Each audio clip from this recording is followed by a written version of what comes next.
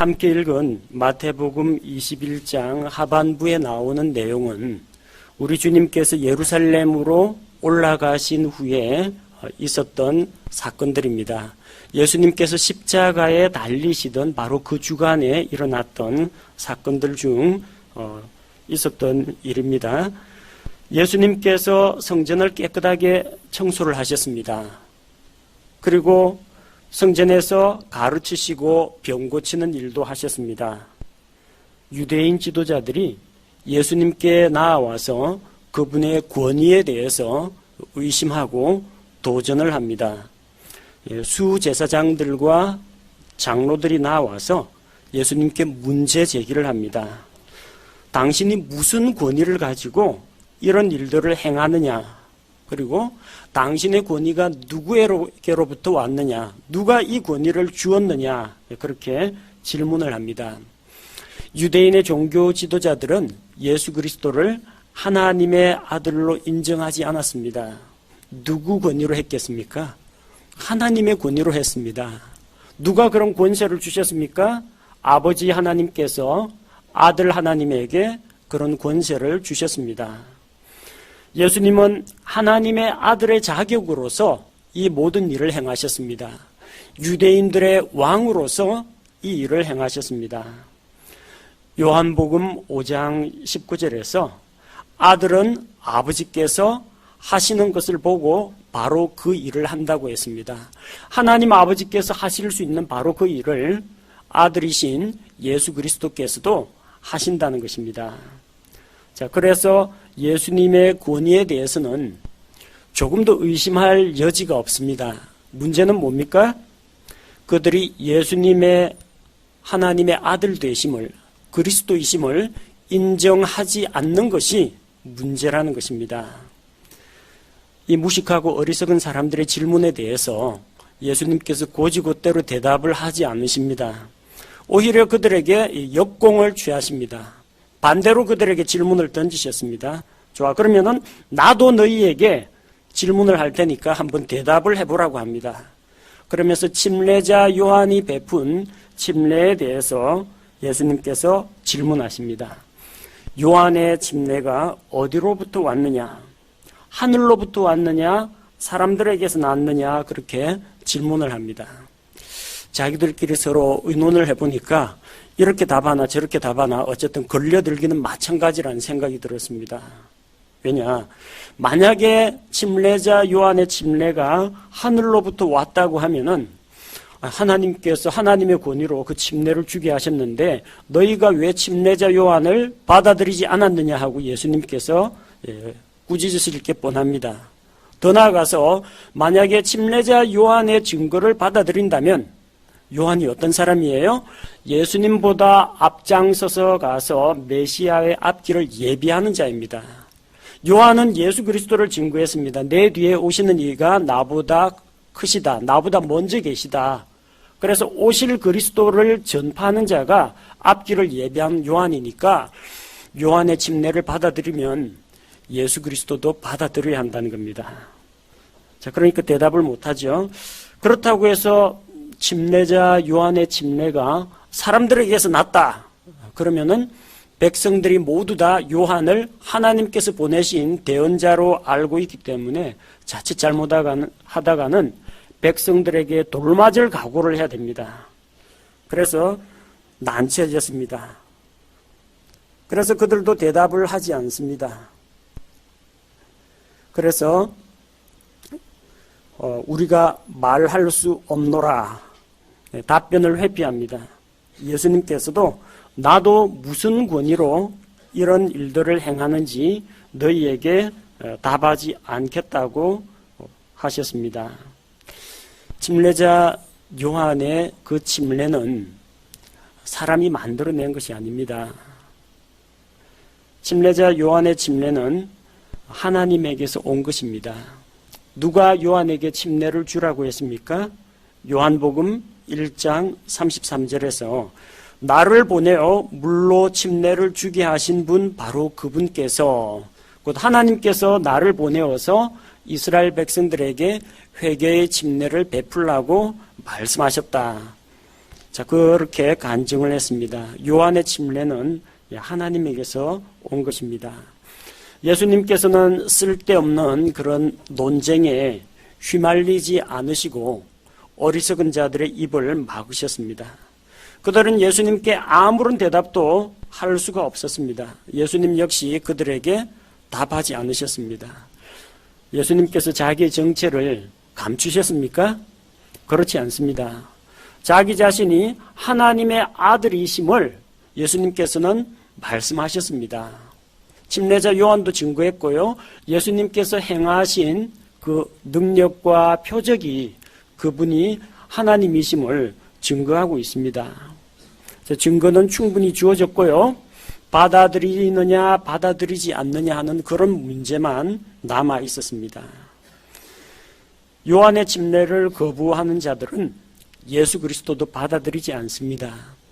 요한이 전하는 회개의 침례 그 메시지를 받아들인 자는 예수 그리스도도 받아들인다는 겁니다.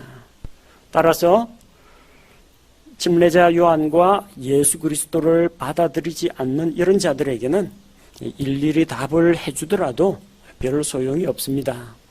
우리가 논리적으로 이야기를 잘 해준다고 해서 사람들이 끄떡끄떡하면서 예수님을 믿는 것은 아닙니다. 믿음은 지식이나 이해나 감정이 아니라 하나님의 말씀에 대한 순종입니다. 복음의 진리에 대해서 순종하고 받아들이는 것입니다. 그것은 믿음의 영역이지 논리의 영역이 아니라는 겁니다. 이에 예수님께서 그들을 가리켜서 비유를 들어서 말씀하셨습니다. 28절부터 32절까지에 나오는 두 아들 이야기입니다. 어떤 사람에게 두 아들이 있습니다. 첫째 아들이 있고 둘째 아들이 있는데 아버지께서 말씀하십니다. 오늘 내 포도원에 가서 일하라고 합니다. 내 포도원에 가서 일하라. 우리 포도원이라고 하지 않습니다. 내 포도원이라고 합니다. 포도원 주인이 누구예요? 아버지입니다. 또한 이사야서에 보니까 만군의 주의 포도원은 그 이스라엘 민족을 이야기하고 포도원 주인은 주 하나님이시라고 이야기하고 있습니다. 자, 본문에서는 내 포도원에 가서 일하라 했더니 첫째 아들이 뭐라고 답합니까? 일하러 가지 않겠다고 불순종했는데 나중에는 뜻을 돌이켜서 아버지의 말씀대로 포도원에 들어갔습니다. 자, 반대로 둘째 아들이 있는데 아버지께 가겠습니다 하고 대답은 속 시원하게 했는데 결과적으로는 가지 않았습니다. 누가 잘했습니까? 누가 잘했어요? 둘 다 잘못했어요. 처음부터 예 하겠습니다 순종하고 그리고 가서 일하는 게 제일 잘하는 겁니다. 둘 다 한 번은 말로 하나님을 거스르고 한 번은 행동으로 하나님을 거스른 겁니다. 자기 아버지를 거스른 겁니다. 자, 첫째 아들은 싫다고 이야기했는데 나중에 뒤늦게 돌이켜서 갔습니다. 뒤늦게 순종했습니다. 말은 그렇게 했지만 둘째 아들은 입만 살아가지고 말은 잘하는데 결과적으로는 아버지의 뜻에 불순종했습니다. 헷갈리시면 안 됩니다. 이게 개역 성경에는 첫째 아들하고 둘째 아들이 바뀌어 있습니다. 대부분의 현대역본도 첫째 아들, 둘째 아들 이거 바꿔치기 해놨습니다. 그러나 킹제임스 성경에는 첫째 아들, 둘째 아들 이게 정확하게 되어 있습니다. 개역 성경에는 둘째 아들이 뉘우치고 갔다고 합니다. 둘째 아들한테 동정표를 좀 많이 던집니다. 우리나라 흥부, 놀부 이야기를 봐도 그렇고요. 어쨌든 둘째한테 후한 점수를 줍니다. 성경에도 그렇습니다. 첫째 대신에 둘째가 더 인정받고 더 잘된 사례가 훨씬 더 많죠. 가인과 아벨, 형보다는 동생이죠. 이스마엘과 이삭, 에서와 야곱, 므낫세와 에브라임. 보십시오. 차자에 대한 그런 특별한 배려가 있는 걸 볼 수 있습니다. 그래서 많은 사람들은 이 개역 성경을 읽고 첫째 아들은 이스라엘이고 나중에 뉘우치고 아버지의 뜻을 행한 둘째 아들이 신약교회다 그런 식으로 해석합니다. 전형적인 이스라엘 대체 신학에서 나온 사상입니다. 하나님께서 이스라엘 저버리셨다. 그들은 메시아를 죽였다. 하나님께 불순종했다. 그래서 하나님께서 버리셨다.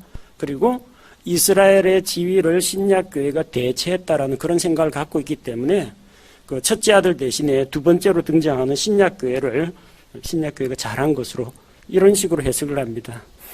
그러나 이 마태복음 21장이 기록될 당시에는요, 그때는 뭐 아직까지 신약교회가 들어서기도 이전입니다.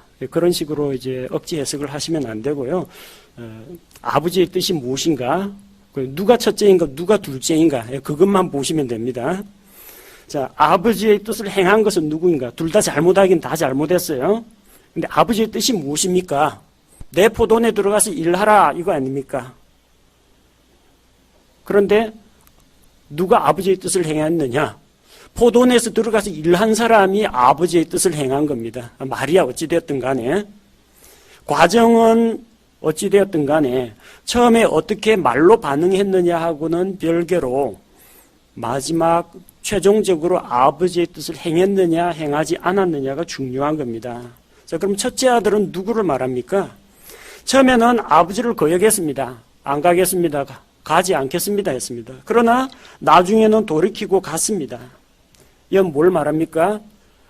하나님을 떠나서 하나님께 거스르고 반역하고 있는 죄인들입니다. 그러나 나중에는 자기들의 죄를 뉘우치고 회개하고 아버지께로 돌아간 자들입니다. 곧 처음에는 세리와 창녀들처럼 하나님 앞에 죄인들이었으나 침례자 요한이 전하는 회개의 메시지를 듣고 뜻을 돌이켜서 방향 전환을 한 자들입니다. 첫째 아들입니다. 둘째 아들은 어떤 자입니까? 입으로는 어쨌든 하나님의 백성인 것처럼 예, 알겠습니다. 우리가 주의 뜻을 행하겠습니다. 우리가 주의 율법을 지키겠습니다. 입으로는 순종하는 척하지만 실제로는 전혀 행치 않는 자들을 말합니다. 말로는 율법의 말씀을 존중하고 율법을 지키는 것처럼 보이지만 실제로는 자기들은 손가락 하나 대지 않는 이스라엘의 종교 지도자들을 이야기합니다. 자, 지금 이 두 아들 비유가 누구를 가리키는 것인지 알 수가 있죠. 예수님께 나아왔던 바로 그 종교 지도자들을 이야기하는 겁니다. 자, 누가 첫째 아들이냐, 누가 둘째 아들이냐, 첫째, 둘째보다도 결국 중요한 건 뭡니까? 누가 아버지의 뜻대로 죄에서 돌이켜서 하나님께로 돌아왔느냐, 이게 중요한 겁니다. 말이 중요한 게 아니고 실제 삶을 통해서 행동을 통해서 최종적인 그의 선택이 중요하다는 겁니다. 우리가 태어날 때부터 하나님의 자녀로 태어난 거 아닙니다.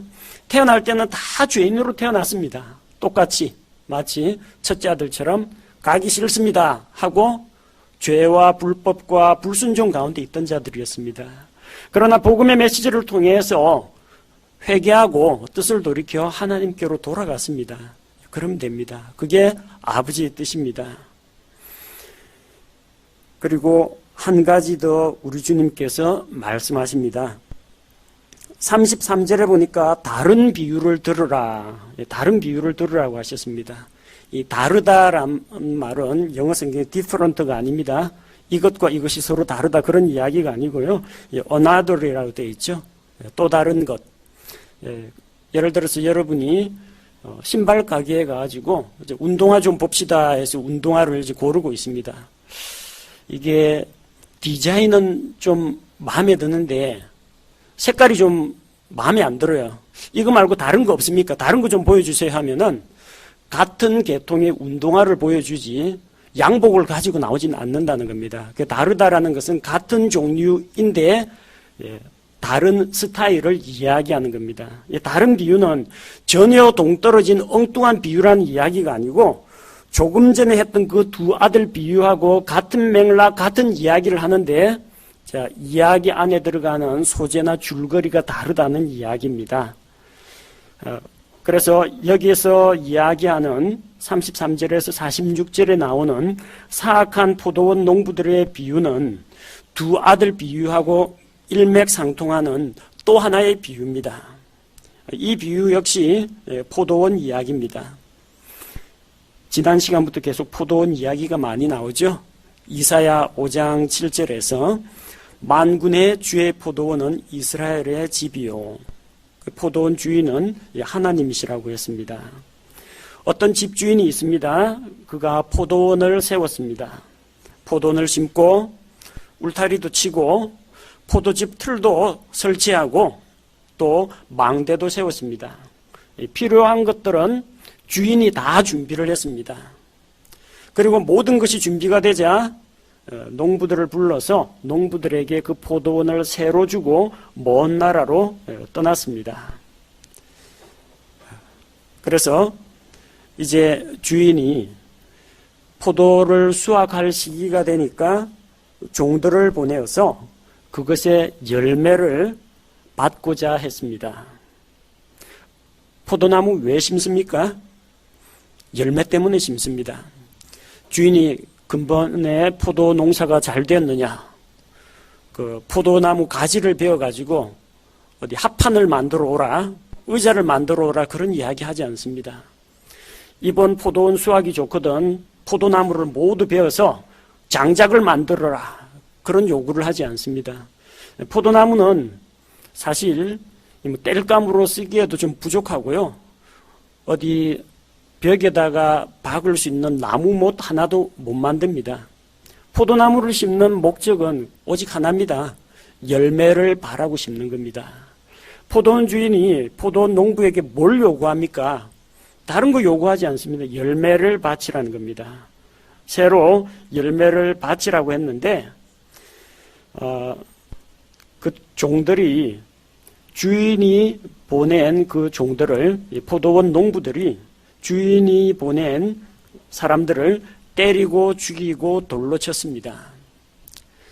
하나님께서는 이스라엘 민족을 택하시고 갈대아 우르에서 믿음의 조상 아브라함을 불러내시고 이집트에서 종살이하고 있던 그 민족을 유월절 어린 양의 피로 구속하시고 이끌어내셨습니다.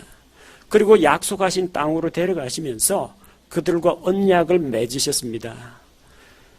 그들은 하나님의 백성이 되고 주께서는 그들을 보호하고 인도하겠다고 약속하셨습니다. 하나님께서 그들에게 율법을 주셨습니다. 하나님이 어떤 분인지 알게 하셨고 또 하나님께 예배를 위해서 제사장 제도를 주셨고 또 성막을 주셨습니다. 자, 그리고 그들을 통해서 선한 열매가 가득하고 그들의 신앙 고백과 그들의 삶의 모습을 통해서 전 세계에 있는 열방 민족들이 과연 이 민족은 하나님을 믿는 이 민족은 지혜로운 민족이다. 과연 이스라엘에는 하나님이 계시다. 다 와서 하나님의 영광을 보라. 이렇게 되기를 원하셨던 것입니다. 그들에게서 뭘 요구하셨습니까? 이스라엘 민족에게서 열매를 요구하셨습니다. 자, 그런데 열매를 보이지를 않는다는 겁니다. 대언자들이 부지런히 가서 하나님의 말씀을 선포했지만 그 하나님이 보낸 하나님의 종들을 그들은 때리고 죽이고 돌로 치고 그렇게 죽였습니다. 그러다가 37절에 보니까 그가 맨 마지막으로 자기 아들을 보냈습니다. 맨 마지막입니다. 아들을 보낸 게 맨 마지막입니다. 이 아들 거부함이 이제 다음부터는 다시는 기회가 없다라는 걸 이야기합니다. 율법의 시대, 대언자들의 시대가 다 지나갔습니다. 이제는 예수 그리스도께서 이 세상에 거의 마지막 때에 오셔서 마지막으로 하나님의 사랑의 메시지 또한 하나님의 심판의 메시지를 선포하신 것입니다. 이 마지막으로 자기 아들을 보내셨습니다. 그래서 그들이 내 아들은 공경하겠지. 하나님께서 자기 아들 예수 그리스도를 보내십니다. 창조주 하나님, 하나님의 아들, 그리스도, 유대인의 왕, 공경하고 환영할 만하죠. 자, 그렇게 해서 보냈습니다.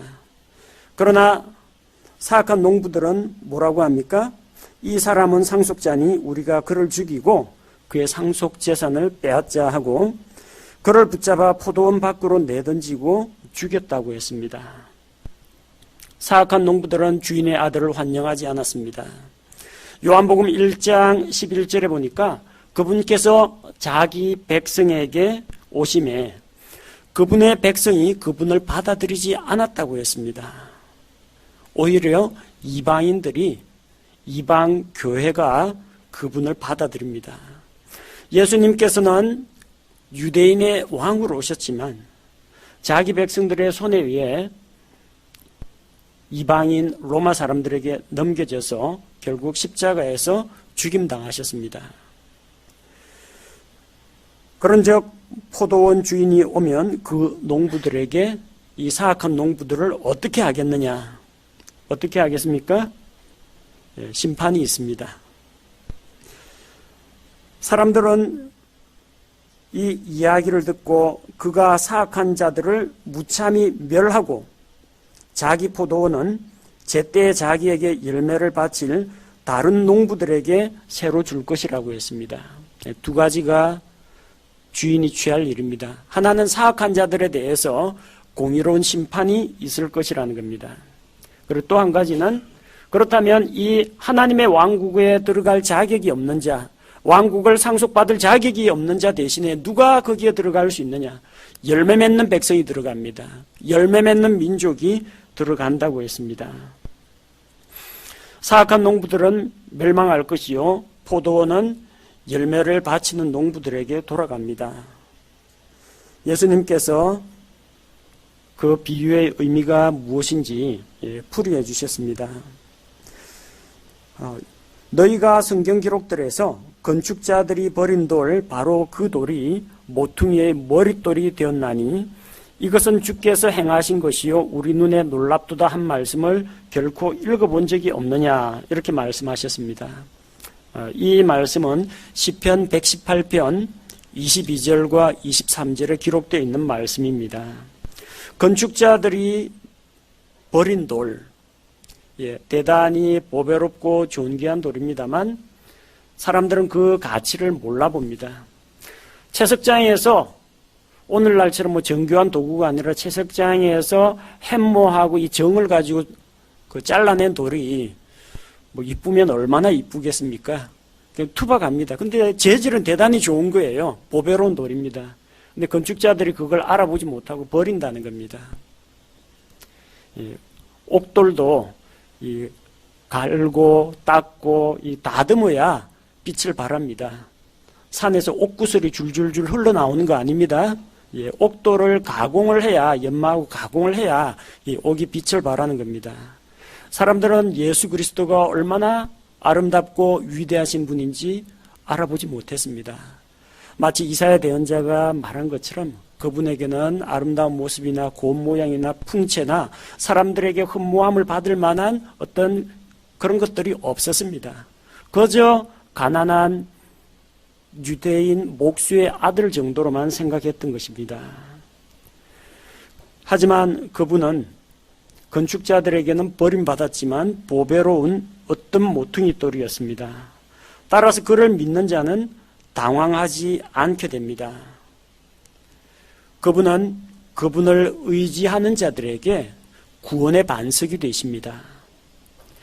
그분은 연약한 자들의 디딤돌 징검다리가 되어주십니다. 근데 똑같은 돌이라도요, 그 돌을 자기가 받아들이면 튼튼한 발받침도 되고 징검다리 디딤돌도 됩니다. 근데 그 돌하고 맞붙어 싸우면 어떻게 됩니까? 돌불을 걷어차면 자기 발만 아프겠죠. 마치 이 불순종하는 자들처럼 그분을 내다버리면 결국은 그 돌뿌리에 걸려 넘어집니다. 그때부터는 예수 그리스도가 보배로운 모퉁이 돌이 아니라 그들에게는 걸림돌이 되는 겁니다. 넘어뜨리게 하는 돌이 된다는 겁니다. 하지만 그 구원의 반석을 우리가 받아들일 때 우리에게는 보배로운 돌이 된다는 것입니다.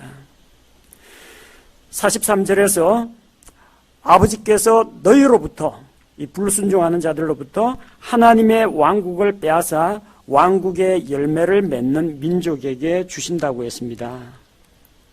믿지 않는 유대인들은 하나님의 왕국을 받지 못하고 빼앗깁니다. 아브라함의 자손으로 태어났다고 해서 핏줄 혈통 때문에 단체로 구원받는 거 아닙니다. 지난번에도 말씀드렸지만 하나님에게는 손자가 없습니다. 하나님에게는 아들이 있습니다. 다 우리도 아버지 하나님, 아직 하늘에 계신 우리 할아버지 이런 식으로 부르는 사람 없죠? 예, 예수 그리스도의 세대는 한 세대입니다. 각 사람이 개인적으로 예수 그리스도를 만나고 개인적으로 하나님을 만나야 됩니다. 유대인이라고 해서 다 구원받는 거 아닙니다. 하나님께서는 그 믿지 않는 유대인들은 내버리셨습니다. 그들은 하나님의 왕국을 받지 못하고 빼앗깁니다. 그럼 왕국의 열매를 맺는 민족에게 그 왕국을 주시기로 하셨습니다. 누가 그걸 받아 누리게 됩니까? 회개하고 믿는 자들이 받게 됩니다.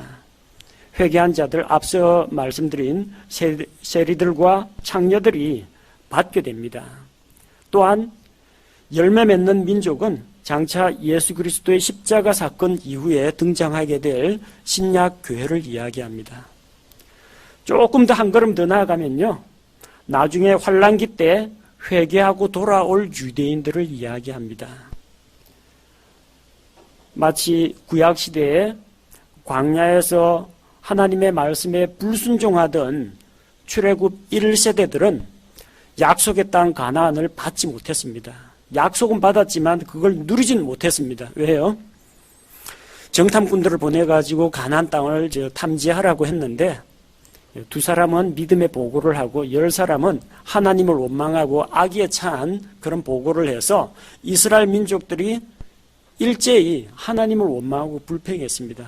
차라리 군대대장을 세우고 이집트로 돌아가자. 하나님이 어디 이집트에서 무덤이 없어가지고 매장지가 없어서 우리를 광야에서 죽게 하시고 또 이 거인 족속들 아낙 족속의 손에 죽게 하시는가. 원망과 불평, 불신앙을 드러냈습니다.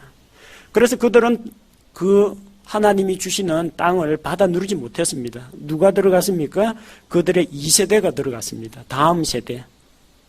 그래서 만 20세 미만 그들이 나중에 여호수아의 인도를 받아가지고 요르단강을 건너서 가나안 땅을 차지하게 됩니다. 마찬가지로 이 당시 예수님 지상 사역 당시 있던 이 자들은 그 왕국을 받아 누리지 못했습니다. 십자가에 못 박아 죽이라고 조금만 더 지나면 나옵니다. 그리고 자기들이 그 예수님의 피를 영원토록 우리와 우리 자손에게 돌려라 하고 저주를 자청했습니다. 그들은 지금도 예수님을 배척하고 있습니다. 누가 들어갑니까? 그 세대에게는 줄 수가 없습니다. 그 다음 세대, 곧 환란기 때 다시 한번 왕국의 복음, 하늘의 왕국 복음이 선포될 때 이 땅에 다시 오실 예수 그리스도를 기다리는 그 유대인들, 적 그리스도에게 속았다라는 것을 깨닫고 돌이켜서 하나님께로 돌아오고 메시아 왕국을 기다리는 그 백성들에게 하나님께서 주신다는 겁니다. 예수 그리스도는 구원 얻을 자에게는 보배로운 모퉁이 돌이 되십니다. 그러나 그분은 또한 심판하시는 돌이 됩니다. 예수님의 비유를 듣던 사람들이 이야기했죠. 그 주인이 돌아오면은 그 사악한 농부들은 무참히 멸할 것이라고 했습니다. 그렇습니다. 예수 그리스도는 우리의 구원자십니다. 지금은. 그러나 그분께서 다시 오실 때에는 심판하러 오실 것입니다. 예수 그리스도는 심판의 돌입니다. 44절에 보니까 누구든지 이 돌 위에 떨어지는 자는, 건축자들이 내다버린 보배로운 돌인데 누가 그 위에 떨어집니까? 그 돌에 걸려서 넘어지면 그 위에 떨어지게 됩니다. 주님이 자기에게 걸림돌이 되고 실족거리가 될 때, 주님으로 인하여 실족하는 자들, 그런 자는 부서진다고 했습니다. 반석이신 주님을 대적해서 좋을 일 하나도 없습니다. 또 그 반대로 이 돌이 누구 위에 떨어지면 어떻게 되느냐, 돌 밑에 깔리면, 자, 이것은 직접적인 심판을 이야기합니다. 주님을 거역하다가 주님으로부터 직접 심판을 받는 자들을 이야기합니다. 다니엘 2장 35절을 보면은, 자, 느부갓네살 왕이 꾼 그 꿈속에서 거대한 신상이 나타나죠. 자, 그래서 바빌론 제국도, 메데 페르시아 제국도, 그리스 제국도, 로마 제국도 결국은 마지막에 사람의 손으로 뜨지 않은 거대한 돌, 그 돌이 우상을 쳐서 흩어버리고 온 땅에 그 돌이 가득하게 된다고 했습니다.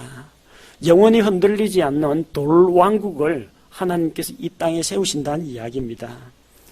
돌이 우상의 제국을 심판을 합니다. 구원의 돌이신 우리 주님께서 그분을 받아들이지 않는 자들, 그분을 거역하고 대적하는 자들을 그들 위에 떨어지면은 그들은 심판을 받게 됩니다. 자, 머리 좋은 사람들은 이게 무슨 말인지 압니다. 수제사장들과 바리새인들, 성경 잘 아는 사람들입니다. 이해가 빠릅니다. 그분의 비유를 가만히 들어보니까 이건 자기 이야기거든요. 깨달았습니다. 말씀을 깨달았습니다. 참 좋은 일이죠. 성경 지식이 많으니까 예수님 이 비유는 지금 우리를 공격하는 말씀이구나 깨달았습니다. 깨달았으면 어떻게 해야 됩니까? 회개하고 돌이키면 됩니다.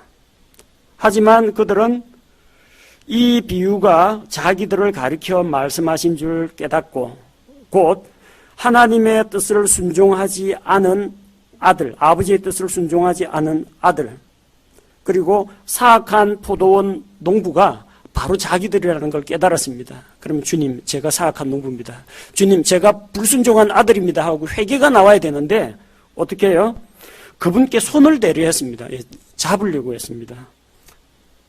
말씀을 깨달았으면 잘못해서 돌이켜야죠. 말씀 선포하는 자를 잡으려고 하고 대적하면 어떡합니까? 그건 옳지 않다는 겁니다. 하지만 아직은 하나님께서 정하신 때가 되지 않았습니다. 손을 대고 싶었지만 무리를 두려워했습니다. 많은 무리가 모두 다 예수님을 하나님께서 보내신 대언자로 인정했기 때문에 무리를 두려워해서 예수님께 손을 대지 못했습니다. 바뀐 거 아닙니까? 하나님을 두려워해야, 하나님을 두려워해서 예수님에게 경배해야 마땅합니다. 손대지 말고. 그런데 그들은 사람을 두려워했습니다. 하나님 무서운 줄은 모르고 사람들, 군중들 무서운 것만 아는 자들입니다. 이런 종교 지도자들은 하나님을 경외하는 자, 하나님을 두려워하는 자들이 아닙니다.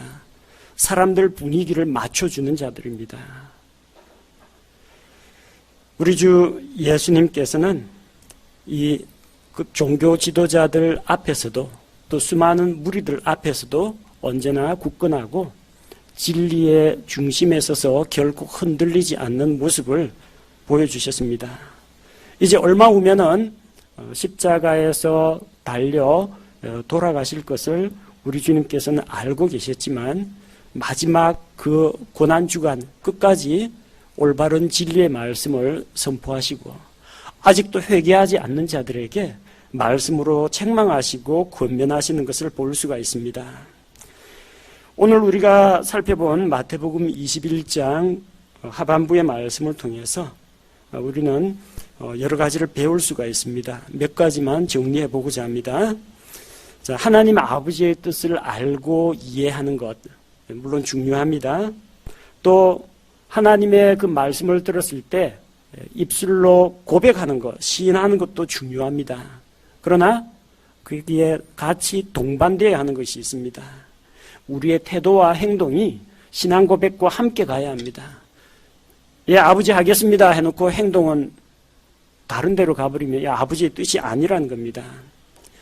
또 내가 처음에는 말로 하나님을 대적하고 거역했다. 태어날 때부터 죄인이었다. 문제되지 않습니다. 과거가 중요한 게 아니고 이제 올바른 복음의 진리를 들었으니까 이제 하나님께 돌아왔느냐 돌아오지 않았느냐 그게 중요한 겁니다. 하나님 앞에서 우리의 신앙 고백이 말과 지식의 고백이 아니라 실제 삶의 열매로 나타나는 고백이 되어야 하겠습니다. 과거의 영광에 심취할 필요도 없고 과거의 실패에 주눅들어 할 필요도 없습니다. 지금부터가 중요합니다. 지금 하나님께 돌아오고 돌이키면 된다는 겁니다. 그리고 이스라엘의 종교 지도자들처럼 말씀을 깨달았으면 변화가 일어나야 합니다. 말씀은 깨달았지만 자기 잘못에서 돌이키지 않는 자, 그런 자는 변화가 되지 않습니다. 영적인 성장을 기대할 수가 없다는 것입니다. 말씀 앞에서 낮아지고 말씀 앞에서 겸손하면서 우리의 구원의 반석이신 예수 그리스도 위에 견고히 서도록 합시다. 제가 기도하겠습니다.